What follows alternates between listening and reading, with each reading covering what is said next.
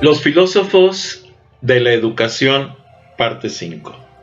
Continuando con este recorrido histórico de los filósofos de la educación, y ya para concluir este recorrido histórico, vamos ahora con esta parte que denominamos los filósofos de la educación, parte 5. Comenzamos entonces hablando de Daniel Pietro Castillo, que nació en 1942 y vive a la fecha.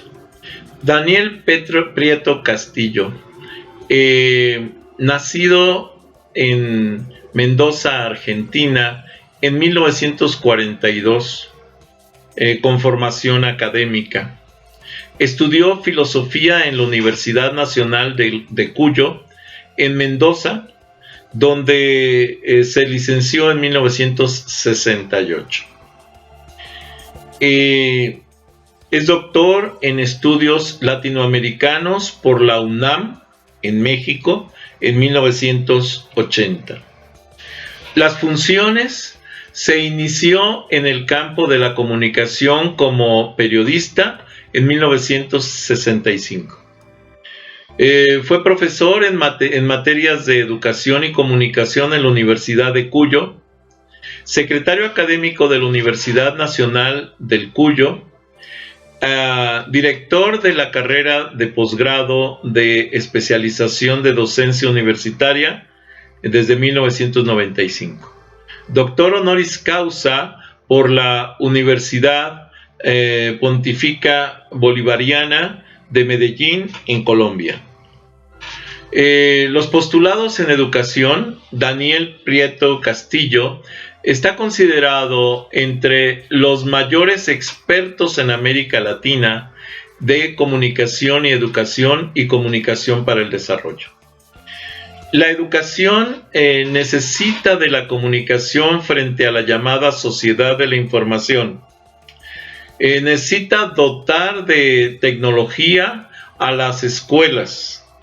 La educación como proceso de comunicación es indispensable en una sociedad donde la escuela ya no es la forma o ya no es el que forma al individuo. El aporte: ha producido obras para la capacitación de los educadores con las que ha trabajado en casi todos los países de América Latina. Su preocupación fundamental ha sido la relación comunicación-educación. Algunas de sus obras son La mediación pedagógica, Apuntes para una educación a distancia alternativa, La mediación pedagógica para la educación popular. En la actualidad continúa trabajando en propuestas de educación no formal y educación a distancia. El siguiente filósofo, Kieran Egan, de 1942. Kieran Egan nació en 1942 en Clonmel, Irlanda. Fue criado y educado en Inglaterra. En 1966 se graduó de la Universidad de Londres con una licenciatura en artes en 1966. En 1972 terminó su doctorado en la Universidad de Cornell en la Universidad de Cornell. También en 1972 se mudó a Estados Unidos y comenzó un doctorado en filosofía de la educación en la Stanford Graduate School of Education. Ganó el premio Graham Weyer, que concede la Universidad de Louisville en 1991. Para 1993 fue elegido como miembro de la Real Sociedad de Canadá. Para el 2000 fue elegido como miembro extranjero asociado de la Academia Nacional de Educación de Estados Unidos. Para el 2001, Killam Research Fellowship. Fue designado a Canadá Research Chair in Education. Y en el 2010 fue nombrado por UTEM Reader Magazine como uno de los 25 visionarios que están cambiando el mundo. Kieran Egan, filósofo de la educación y conocedor de los clásicos Antropología y Psicología Positiva, llevó a cabo un estudio de la educación y el desarrollo de los niños y niñas, enfatizando el papel de la imaginación en la evolución de los niños y las niñas. Realizó escritos de la educación y del desarrollo infantil.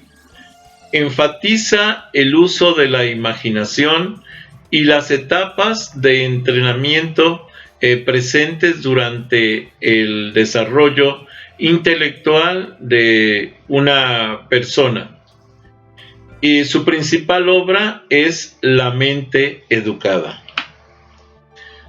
La concepción de la educación, de acuerdo al autor, consideró que los jóvenes tenían que memorizar los conocimientos y adoptar los valores de la sociedad, contemplando que socializar requiere el seguimiento y reforzamiento de normas y creencias a fin de un grado de homogeneidad.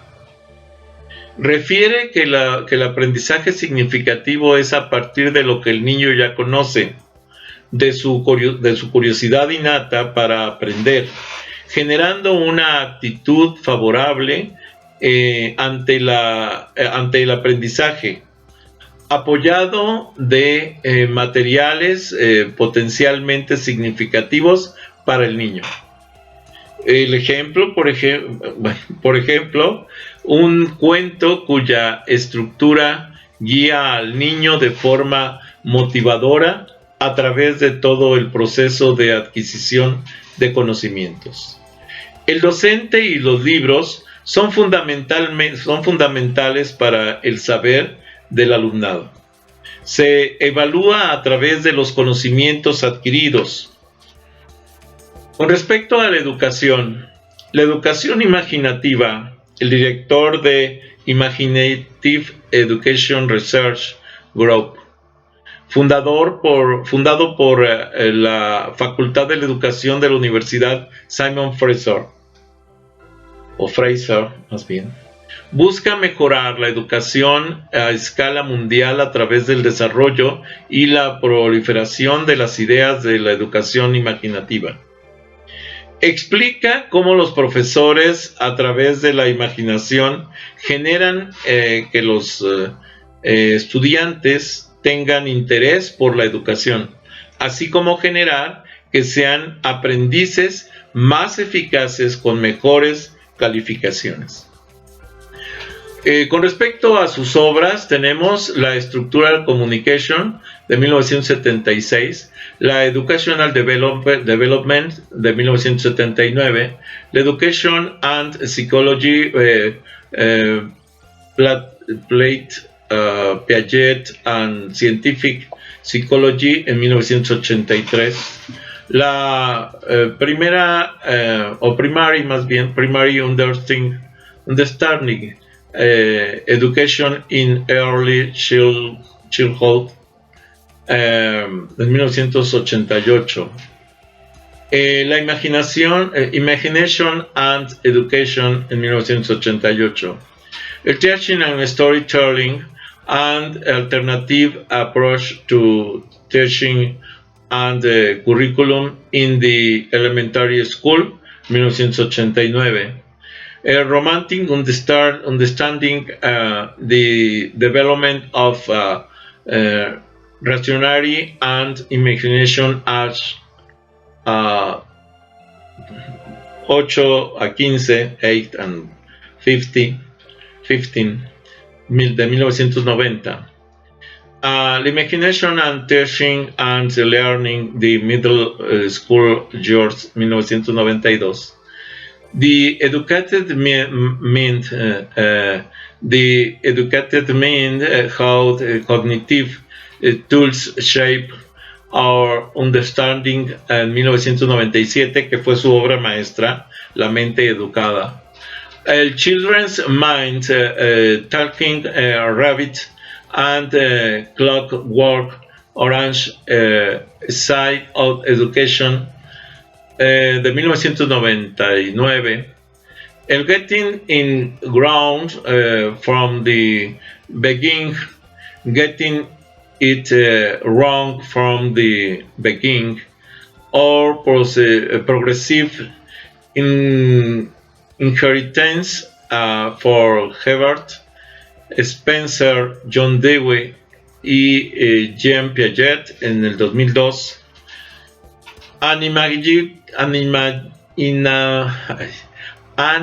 Imaginative Approach to Teaching en el 2005. Una aproximación imaginativa para la enseñanza en el 2005. A veces es más fácil traducirlo que leerlo en el propio idioma, pero bueno. El Teaching Literacy Engine, the Imagination of New Readers and Writers en el 2006. The Future of Education, Remaining Our Schools from the Group Up en el 2008. Learning in Depth, Learning in Depth. A simple innovation that can transform schooling en el 2010. ¿Sí? Una simple innovación que puede transformar la escuela. Bueno, esas fueron las obras. Con respecto al siguiente filósofo, el Howard Gardner de 1943. Howard Gardner, de Estados Unidos en 1943, es un psicólogo y pedagogo estadounidense que ha dedicado gran parte de su vida a la investigación. Gardner es popularmente conocido por su teoría de las inteligencias múltiples. Su principal obra, Estructuras de la mente, la teoría de las inteligencias múltiples de 1983, hago la aclaración, obra de investigación en la que se basan muchísimas investigaciones educativas en la actualidad e incluso psicológicas en la actualidad. Explica su enfoque teórico y sus 8 tipos de inteligencia. En palabras del propio Gardner, cada ser humano tiene una combinación única de inteligencia. Este es el desafío educativo fundamental. Con respecto a Howard Gardner, nació en 1943 en Scranton, Pensilvania, Estados Unidos. Es hijo de una familia judía que se fue a vivir, se afincó en Estados Unidos huyendo de la Alemania nazi. Y desde joven siempre fue un entusiasta de la lectura y el piano. Como estudiante destacó por su brillantez y fue aceptado en la prestigiosa Universidad de Harvard, donde se interesó por la psicología del desarrollo debido a la influencia de Erik Erikson y Jerome Bruner. Tras obtener un doctorado en psicología en la Universidad de Harvard y completar su investigación postdoctoral en el campo de la neuropsicología, Gardner contribuyó enormemente al campo de la educación y la psicología. Como ya se ha dicho, Gardner en la década de 1980, de los 80 más bien, propuso y desarrolló la teoría de las inteligencias múltiples basada en un trabajo empírico. Su gran obra, la teoría de las inteligencias múltiples, su teoría es un contrapeso al paradigma de la inteligencia única, porque tras sus investigaciones y experiencias llegó a la conclusión de que la vida humana requiere del desarrollo de varios tipos de inteligencia, no una inteligencia unitaria. Por tanto, en contra de las teorías tradicionales sobre la inteligencia que se centran en una única inteligencia o inteligencia general, propuso que las personas tienen distintas maneras de aprender y pensar e identificó y describió 8 tipos de inteligencia. Esto choca, ojo, con la teoría de que una persona solamente puede ser buena cuando tiene una especialización única. Choca esto con todas esas teorías.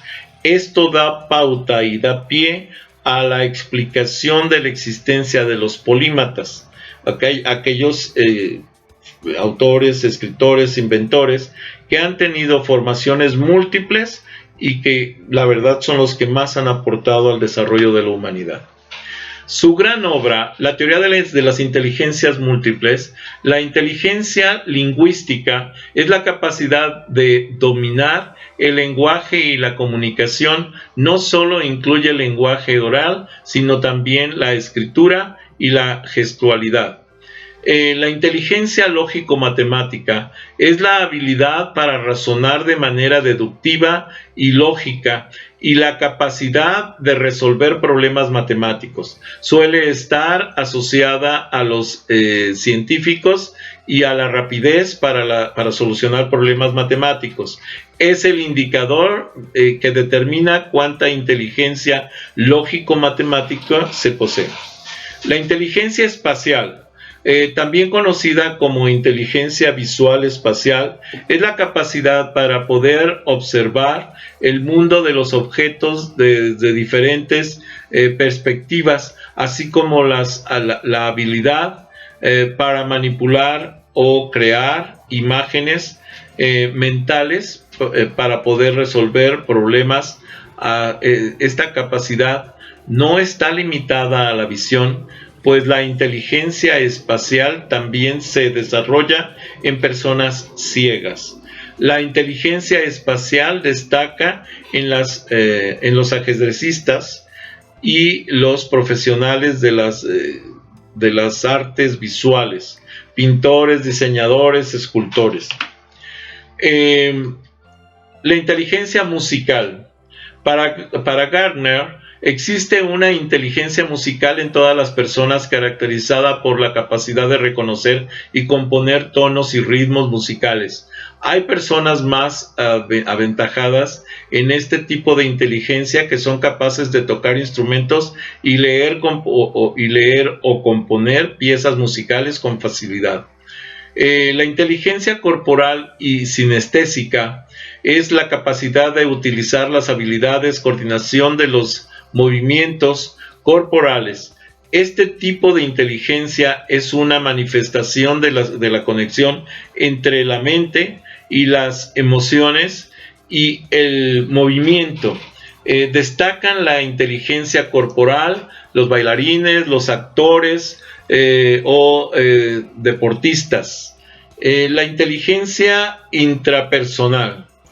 Este tipo de inteligencia se caracteriza por habilidad de comprender y controlar el ámbito interno de uno mismo.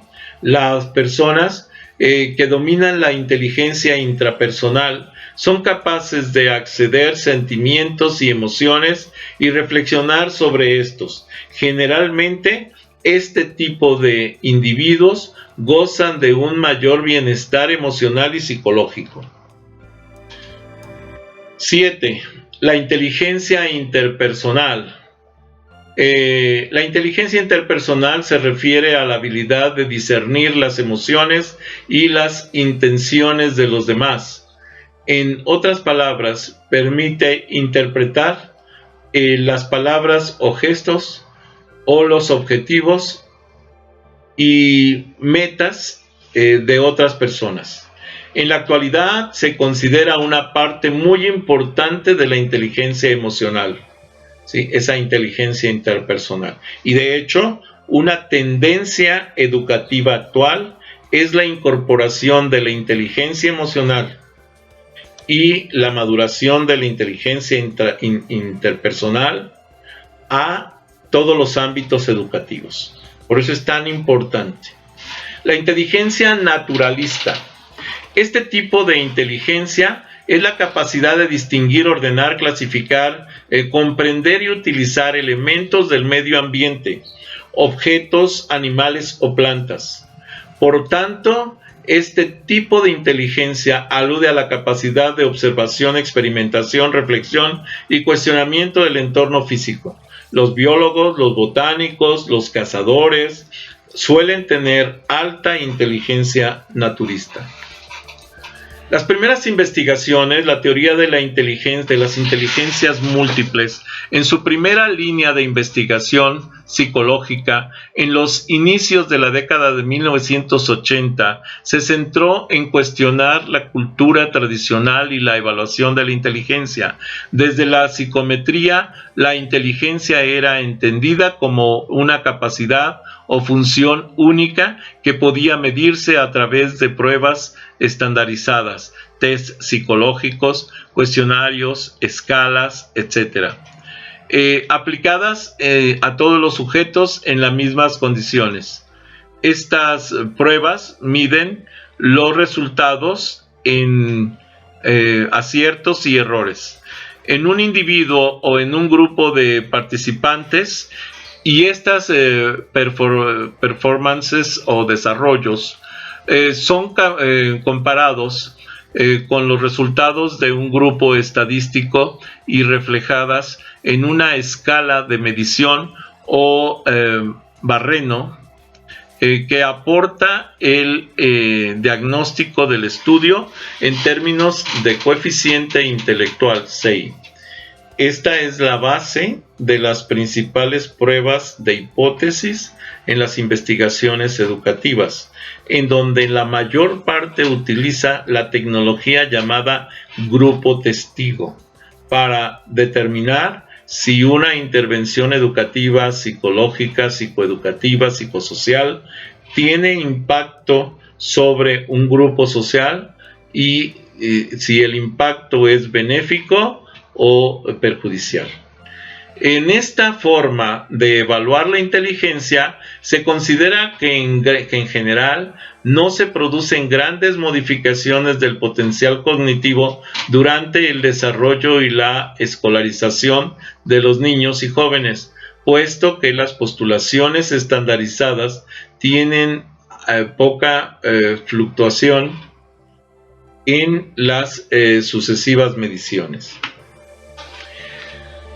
Gardner cuestiona esta forma de comprender la inteligencia y comienza a estudiarla desde el punto de vista a través de distintas disciplinas y el trabajo de campo con pacientes con lesiones cerebrales y en las áreas del arte de la educación.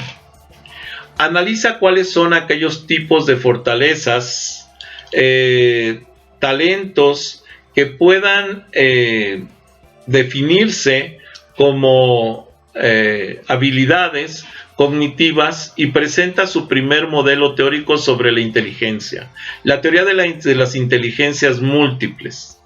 Según esta propuesta teórica, la mente humana sería como una computadora con una serie de computadoras particulares que procesan información específica organizada en 8 habilidades cognitivas: la habilidad musical, la habilidad psicoquinética, la habilidad lógico-matemática, la habilidad lingüística, la habilidad visoespacial, la habilidad interpersonal, la habilidad intrapersonal y la habilidad naturalista, incluidas después, unos años más tarde, en sus estudios.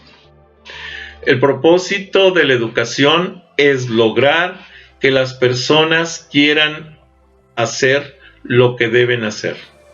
Esto es una frase de Howard Gardner. Robert J. Marzano, de 1946, y sigue vivo a la fecha. Robert Marzano nació el 20 de septiembre de 1949 en Ciego de Ávila, Cuba. El doctor Marzano es psicólogo egresado de la Lona College de Nueva York, maestro de la Universidad de Seattle y doctor de la Universidad de Washington, investigador educativo, psicólogo, conferencista y catedrático. Muy bien. Los libros que sus obras fueron en la introducción al entrenamiento en el aula en el 2012, la evaluación docente que marca la diferencia en el 2013, un manual para el arte y la ciencia de la enseñanza también en el 2013 y las secuencias de cuestionamiento en el aula en el 2014. Sus aportaciones. Las aportaciones de Marzano aporta un marco de trabajo que puede reestructurar el currículo, la institución y la evaluación. El modelo de dimensiones del aprendizaje, que son las dimensiones de Marzano precisamente, asume que la instrucción efectiva de incluir 5 aspectos. La atención cercana a estas 5 dimensiones asegura el éxito de los alumnos y la satisfacción con la experiencia del aprendizaje. El primero es que se refiere al hecho que sin actitudes y percepciones positivas, los estudiantes difícilmente podrán aprender adecuadamente. O sea, busca motivar a través de una percepción positiva del estudiante. 2. Ayudar a los estudiantes a integrar el conocimiento nuevo con el conocimiento que ya tiene, para que pueda organizar el conocimiento nuevo de manera significativa y hacerlo parte de su memoria de corto plazo. 3. El educando añade nuevas distinciones y hace nuevas conexiones. Analiza lo que ha aprendido con mayor profundidad y rigor. 4. El aprendizaje más efectivo, el cual ocurre cuando el educando es capaz de utilizar el conocimiento para realizar tareas significativas. Y 5. La mente más importante de la educación se refiere a los hábitos. La meta más importante de la educación se refiere a los hábitos, que son los que permitirán el autoaprendizaje. La taxonomía de Marzano es un sistema de clasificación de objetivos educativos elaborado por Robert Marzano y por John S. Kandel. Este sistema toma su base de la famosa taxonomía de Bloom, elaborada por Benjamin Bloom a partir de 1956, aunque tuvo posteriores revisiones. En la propuesta de Marzano y Kandel se hizo una revisión del modelo clásico, reciclando e incorporando nuevas ideas sobre cómo el ser humano procesa la información. La taxonomía de Marzano está conformada por 2 dimensiones, las cuales integran entre sí los dominios de conocimientos y los niveles de procesamiento. Aquí está presentada precisamente gráficamente la taxonomía de Marzano, en donde están plasmados estos niveles, y estos niveles corresponden al conocimiento del recuerdo, la comprensión, el análisis, la utilización y el sistema de metacognición y lo que es el ser. Todo esto es la taxonomía, son las formas en las que Marzano presenta esta estructura. Los 3 elementos de la pedagogía efectiva, que son el diseño curricular, la técnica de dirección y las estrategias instruccionales.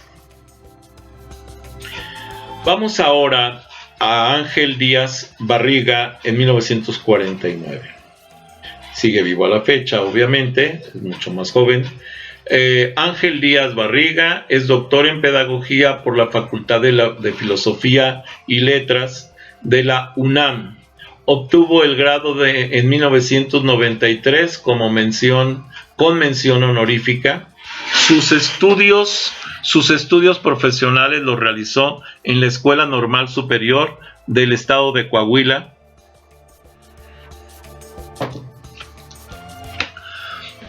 En 1979 obtuvo por concurso abierto el nombramiento de investigador asociado A de tiempo completo en el Centro de Investigaciones y Servicios Educativos. En 1994 obtuvo el nombramiento de investigador titular C y desde 2010 el Consejo Universitario de la UNAM lo designó como investigador emérito. Las aportaciones de Ángel Díaz Barriga, la didáctica y el currículum, es uno de su obra principal, vamos a decir. En el campo de la investigación se ubican en 3 ámbitos: la didáctica y el currículum y la evaluación educativa. También ha realizado desarrollos sobre el objeto de estudio de la didáctica y sus problemas conceptuales, lo que se plasma en los libros Didáctica, aportes para una polémica y pensar la didáctica. También las aportaciones en sus primeros trabajos advirtió la necesidad de superar una perspectiva que reduce el trabajo docente a la aplicación mecánica de una serie de estrategias institucionales. El doctor Díaz Barriga identificó el programa escolar como un espacio donde se articulan las exigencias de autonomía que demanda la tarea docente y las necesidades de atender a un logro educativo en una perspectiva eficaz. También, por otra parte, confrontó la teoría de la evaluación fundamentada en la psicometría, que la delimita a partir de la medición, con la perspectiva didáctica en la que la evaluación del aprendizaje es problema complejo que reclama múltiples evidencias. Otra de sus aportaciones es su labor en el diseño de los planes y programas de cursos y talleres para la formación de profesores, y su quehacer como docente ha sido una de sus tareas centrales en el Centro de Didáctica y posteriormente en el CICE. Ángel Díaz Barriga, también con su constante aportación en la formación de los docentes, en la impartición del conocimiento de manera nacional e internacional, lo convierten en una pieza fundamental en el campo educativo, ya que sus aportes no culminan aún. Ahora, Frida Díaz Barriga Arceo, de 1955 a la fecha. Nació en México, Distrito Federal, el 18 de septiembre de 1955, nacionalidad mexicana, nombramiento y adscripción como profesor titular C de tiempo completo definitivo en la Facultad de Psicología de la Universidad Nacional Autónoma de México, UNAM. Los estudios realizados en la licenciatura de Psicología de la UNAM, de la Facultad de Psicología de la UNAM, en 1979, con promedio de 9.86 y mención honorífica. Maestría en Psicología Educativa, Facultad de Psicología UNAM, 1984, promedio 10, mención honorífica. Doctorado en Pedagogía en la Facultad de Filosofía y Letras de la UNAM, en 1998, con mención honorífica también. Frida Díaz Barriga y el currículum. Bueno, para Díaz Barriga, en el ámbito educativo es indispensable de una planeación, ya que de este depende la pauta a seguir en torno a los contenidos de cada nivel educativo, que van desde preescolar hasta nivel universitario. El currículo educativo es la herramienta didáctica que los profesores que incluye los criterios, los planes de estudio, las metodologías, los programas y todo y cada uno de los procesos que servirán para proporcionar al alumnado una formación integral y completa. La planeación educativa presenta las siguientes dimensiones: dimensión social, dimensión técnica, dimensión política, dimensión cultural y dimensión prospectiva. Estas 5 dimensiones, de acuerdo a Díaz Barriga, a Frida, para que no la confundamos con Ángel, deben de ser incluidas en la planeación.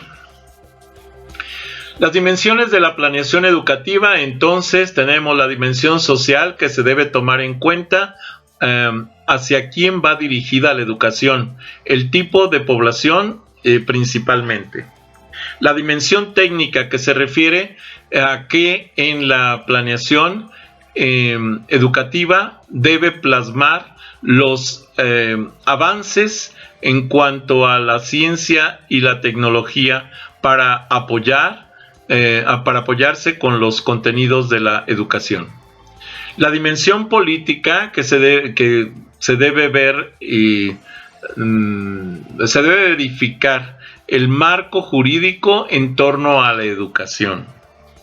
En la dimensión cultural se refiere a todo lo que tenga que ver con los usos y costumbres de la población a quien va dirigida la educación.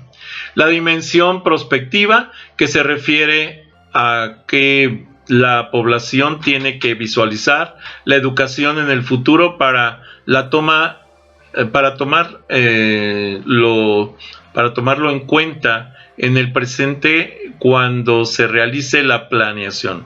O sea, la dimensión prospectiva debe de tomar en cuenta la evolución hacia el futuro de la educación, la innovación de la educación y contemplarla dentro de la propia planeación. Frida Díaz Barriga Arceo: es indispensable la aplicación del diagnóstico, ya que a través de esta podemos analizar la naturaleza del problema, como también se puede diseñar y evaluar la posibilidad alternativa de solución. Finalmente, llevarlo a la práctica para posteriormente realizar una evaluación general. Vean que de Frida Díaz Barriga Arceo viene la propuesta de la inclusión, primero de la planeación para el desarrollo de las asignaturas y segundo de la aplicación de la evaluación diagnóstica para el comienzo del proceso de enseñanza-aprendizaje en cualquier asignatura. En cuanto al ámbito universitario, para formular un currículum se debe tener en cuenta los siguientes puntos. Primero, la fundamentación de la carrera. Segundo, la elaboración del perfil profesional. Tercero, la organización y estructuración curricular. Y cuarto, la evaluación continua del currículum. ¿Qué es lo que plantea Frida Díaz Barriga Arceo? La fundamentación de la carrera debe tomar en cuenta las necesidades de la población, la justificación de la carrera, el mercado laboral del posible egresado. También debe tomar en cuenta el análisis de la población estudiantil. Esto es el perfil del egresado, la incorporación laboral, las empresas de interés sobre los egresados de una carrera. Son partes fundamentales que deben de estar considerando incluso lo que es el desarrollo profesional de los egresados. O sea, aquí nos dice que las carreras deben de considerar a los egresados como parte de su retroalimentación para la corrección del contenido de las mismas. En cuanto a la elaboración del perfil profesional, se debe realizar una investigación de conocimientos técnicos y procedimientos para aplicarlos en la solución de problemas reales de la sociedad. se investigan las áreas donde puede trabajar el egresado y entonces debe de resolver problemas y debe de tener un ámbito laboral entendido el egresado para poderse incorporar al mismo. La organización y estructuración curricular se refiere a la determinación de conocimientos y habilidades requeridas para alcanzar los objetivos específicos en el perfil profesional para posteriormente elaborar el plan y diseño curricular que puede ser lineal, modular o mixto. La evaluación continua del currículum abarca una evaluación interna y otra externa. O sea, un currículum no solamente debe ser evaluado internamente, ni por el docente ni por la propia institución, sino debe de tener también un ámbito de evaluación externa. En lo que se refiere a este último apartado, actualmente muchas universidades funcionan bajo este modelo en cuanto al diseño de currículum. Por último, es importante destacar la importancia de la elaboración y seguimiento de un currículum, solo si en algún futuro podremos observar los avances de la educación en nuestro país. John Curtis Mellish, de 1961. John Curtis Mellish nació en Barcelona, obtuvo la licenciatura en Filosofía en la Universidad Autónoma de Barcelona de 1979 a 1984. Obtuvo su doctorado de Filosofía en la Universidad Autónoma de Barcelona en 1988. En 1991 fue nombrado profesor titular del área de la Teoría e Historia de la Educación de la Facultad de Ciencias de la Educación de la Universidad Autónoma de Barcelona. Es autor de diversas obras de filosofía, ética y educación de corte ensayístico. O sea, su especialidad fueron los ensayos. Postulados de la razón instrumental, guía el pensamiento crítico y que en gran medida ha sido responsable de la anomía moral que dio pábulo a ese horror. Para Mellish, la finitud es la vida misma, puro trayecto, tránsito y devenir, transcurrencia y avatar. En primer lugar, una educación posmoderna sería aquella en la que maestros y alumnos están convencidos de que no existe un único lenguaje o un lenguaje privilegiado. En segundo lugar, una educación posmoderna sería aquella en la que los maestros y los alumnos saben que no existen esencias trascendentales. Y en tercer lugar, una educación en la posmodernidad es una educación subversiva. Es, en definitiva, un peligro para cualquier orden institucional que se cree definitivo, incontestable. Es innegable que cualquier institución pone en marcha mecanismos sociales de control de discurso. En cuarto lugar, una educación en la posmodernidad no tiene la pretensión de neutralidad, ni de imparcialidad, ni de objetividad.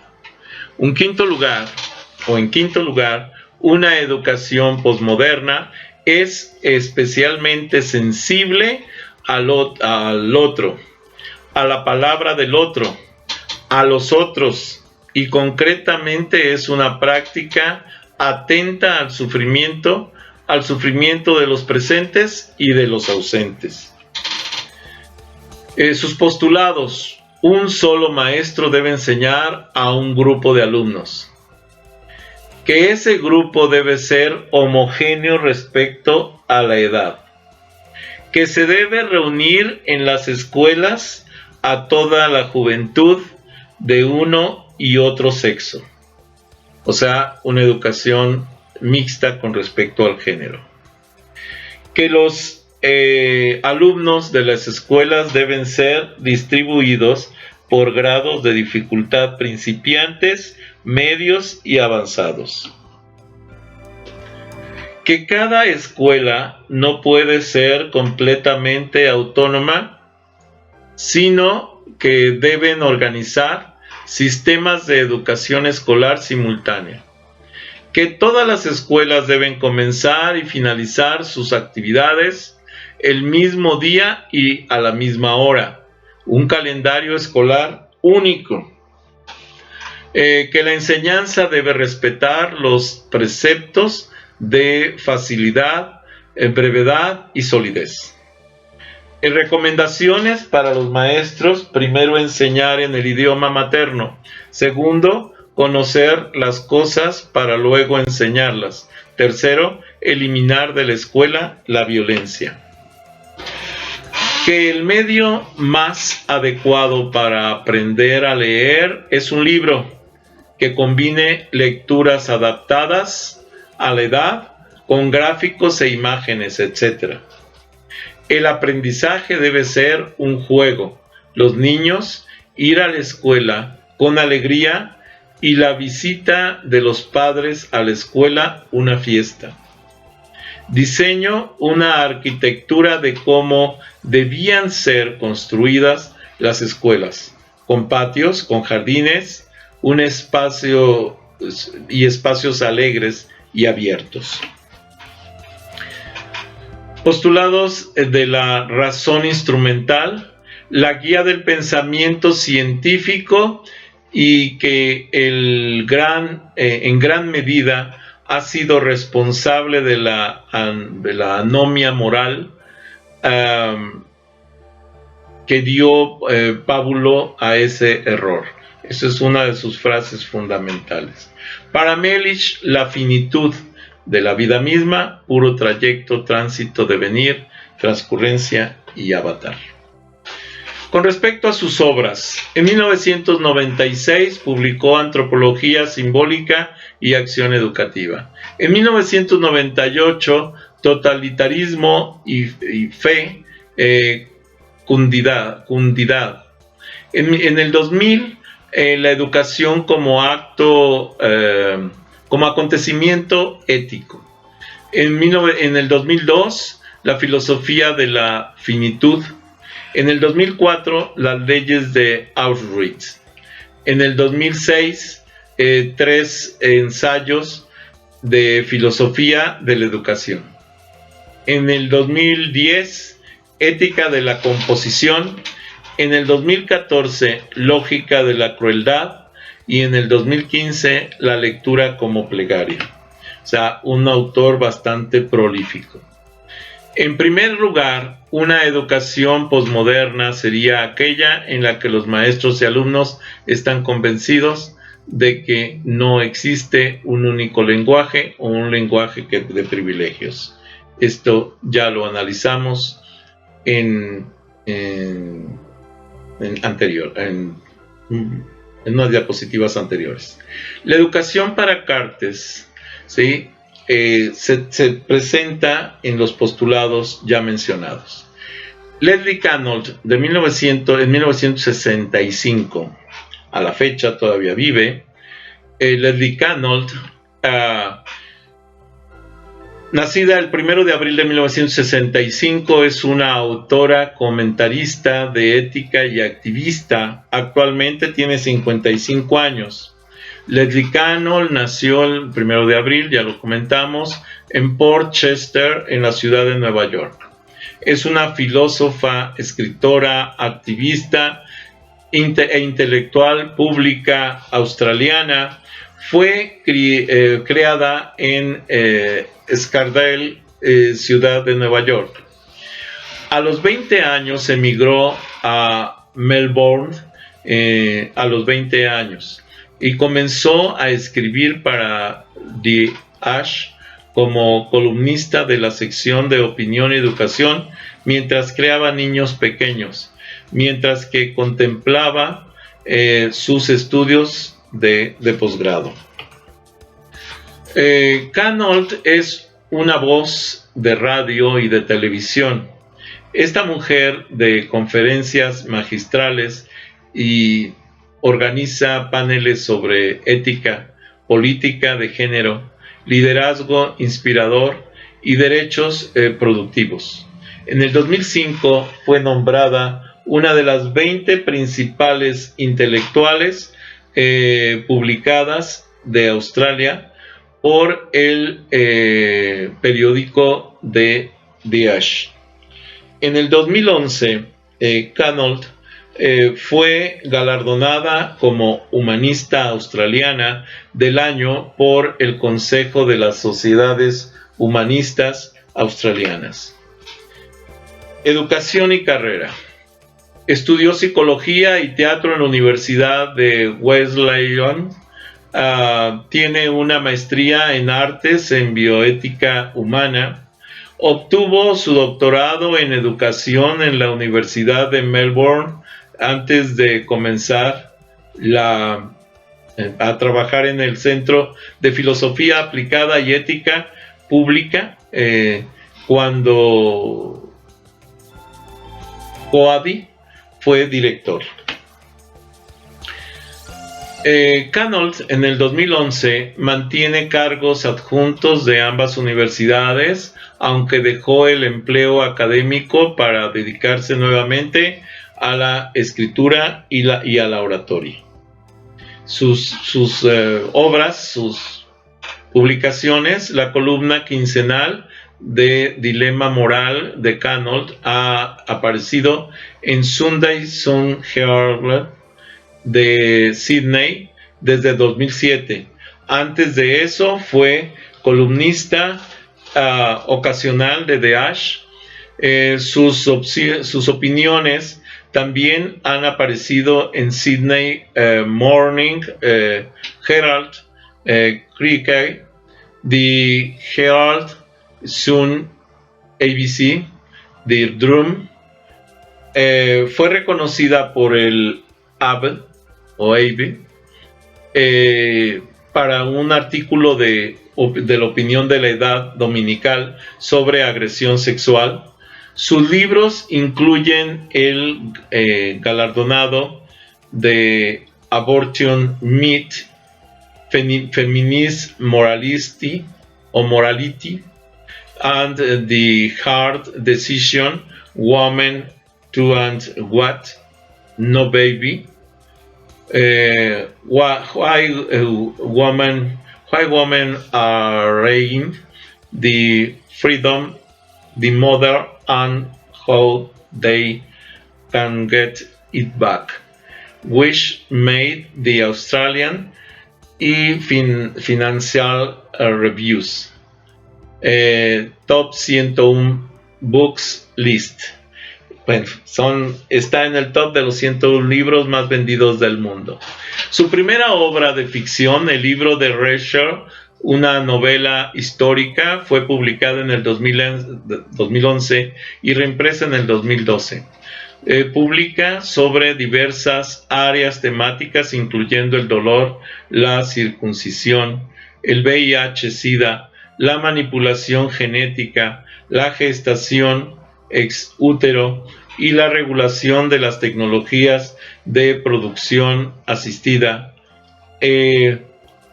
Publicó capítulos de Sperm Wars en 2005 y de Australian Book of Things en el 2010 y Destroying the Joint en el 2013. El trabajo en el radio y la televisión. Leslie Canold. Las apariciones de Canold en el radio y televisión incluyen el ABC Radio National, el Triple G, Today, Tonight, The Seventh Half Report, Current Affair, The Cash Up, The Einstein Factors, HBS, Insight, 9 a.m. with David and Kim, The Circle, Today, ABC News, Breakfast, News 24 and Letlin. Durante muchos años habló de vida, trabajó en ética con la conocida radiofónica y televisión Virginia Trioli en 1774 de ABC Melbourne, y se escuchó regularmente en radio 4BC o ABC más bien, yo creo que está mal ahí, y el programa matutino de Deborah Cameron en el 702 de ABC. Su activismo. Cannell es expresidente de la Reproductive Choice Australia, una coalición nacional de organizaciones pro elección que jugó un papel clave en la eliminación de la prohibición de la droga abortiva RU 486 en el 2006, y de Pro Choice Victoria, que fue fundamental en la despenalización del aborto en Victoria en el 2008.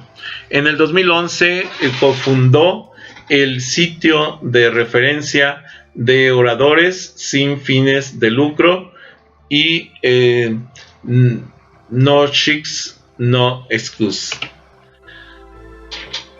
En reconocimiento a su valiosa contribución en el debate público sobre una amplia gama de cuestiones éticas de particular relevancia para las mujeres y la vida familiar, su charla TEDx sobre el aborto ha tenido cerca de 60,000 puntos de vista, y en 2016 habló con alrededor de 6,000 activistas de 169 países en las conferencias internacionales Women Deliver en Copenhague sobre el estigma del aborto. ¿Por qué la importancia de incluir a Cannell en esta reseña? Porque uno de los problemas más graves que se tienen en la actualidad, precisamente en la educación, es el aborto en adolescentes. Hasta aquí la presentación.